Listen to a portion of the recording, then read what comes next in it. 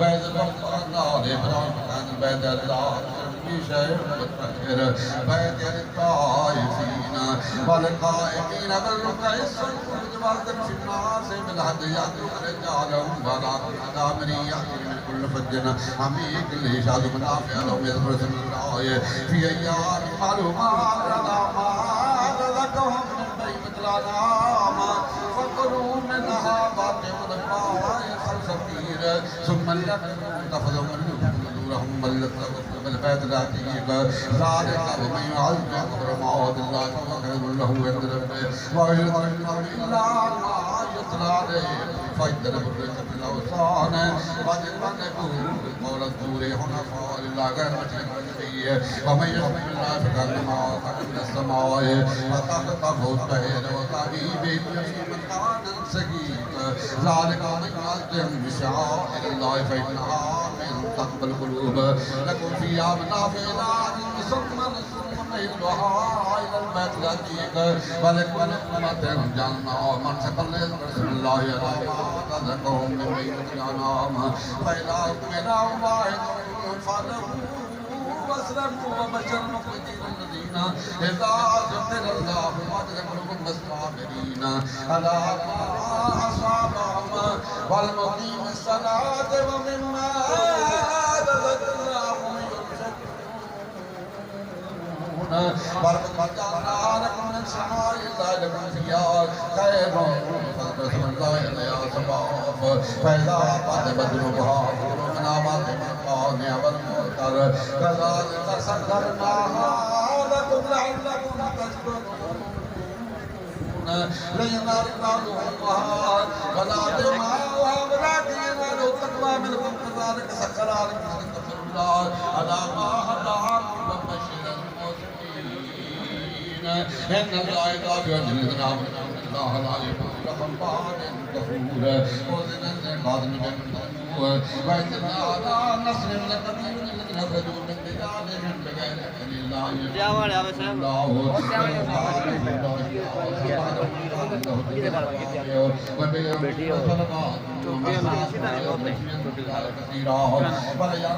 الله من ينصره إن الله لقوي عزيز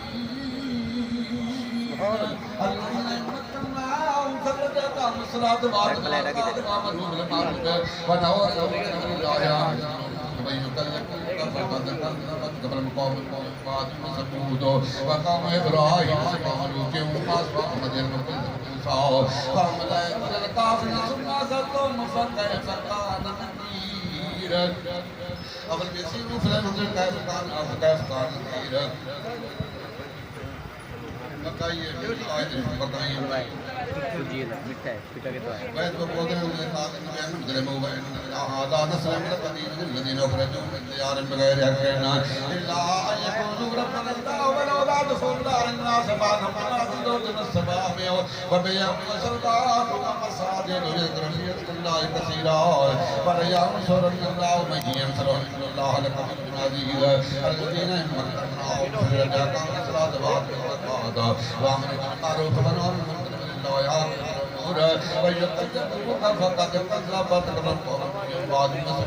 وقوم إبراهيم وقوم لوط وأصحاب مدين وكذب موسى فأخرجنا القوم المضلين ثم أخذهم كيف كان نكير فغير من بين ملكنا وبين ظالمتهم فغير من بين ملكنا وبين ظالمتهم فيطابق الله شهاب مقدرة مقصد مشيد أفلم يسيروا في الأرض فتكون يعقلون بها أو آذان يسمعون بها فإنها لا تعمى الأبصار ولكن تعمى القلوب التي في الصدور ويستعجلونك بالعذاب أن يخلف الله وعده وإن يوما عند ربك كألف سنة مما تعدون فقيم للفتنة من الذهاب ويجعل أخذتها بإليه المسير قل يا أيها الناس إنما فالذين آمنوا الصالحات مغفرة والذين سعوا في آياتنا معاذين أولئك أصحاب الجنة وما أرسلنا من قبلك من رسول ولا نبي إلا إذا قلنا هلك الشيطان في يوم وولي يديه ينصر الله ما يضل الشيطان يحكم الله آياته والله ولي الذين يجعل ما يلقي الشيطان فترة للذين بركات اليوم بين الله شركات بين وليعلم العلم أن لا يؤمن به فتوفوا بدركم فإن الله لهادي الذين آمنوا إلى صراط مستقيم ولا تجعل في وتعطى الرشاد بغتة أو يوم عذاب يوم يقيم يومئذ لله يحكم بينهم فالنار بطارات في جنات النعيم والذين كفروا وكذبوا بآياتنا فأولئك لهم عذاب مهين والذين آمنوا في سبيل الله ثم قتلوا وماتوا ليذكرهم الله رزقا حسنا وإن الله لهو خير الرازقين رزقا يدعونه الله العليم العليم ذلك ومن عاقب من فرعون ثم طغي عليهم الله إن الله لا فضل إن الله يولج الليل في النهار ويولج النهار في الليل وأن الله سميع بصير ذلك بأن الله أكبر ما يدعون من دونه هو الباطل وأن الله هو العلي الكبير ألم تر أن الله أنزل من السماء ماء فتفجر الله إن الله لطيف خبير له ما في السماوات وما في الأرض وإن الله هو الغني الحميد الله سخر لكم ما في الأرض والفلك تجري في البحر بأمره السماء تتعالى بإذنه إن الله بالناس لرؤوف رحيم وهو الذي أحياكم ثم يميتكم ثم يحييكم إن الإنسان لكفور لكل جعلنا مناسككم فدعنا لمنك في الآخرة وادعوا إلى ربك إنك لا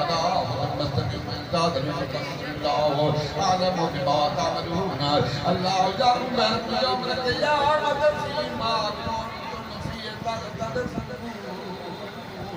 ألم تر أن الله يعلم ما في السماء والأرض إن ذلك في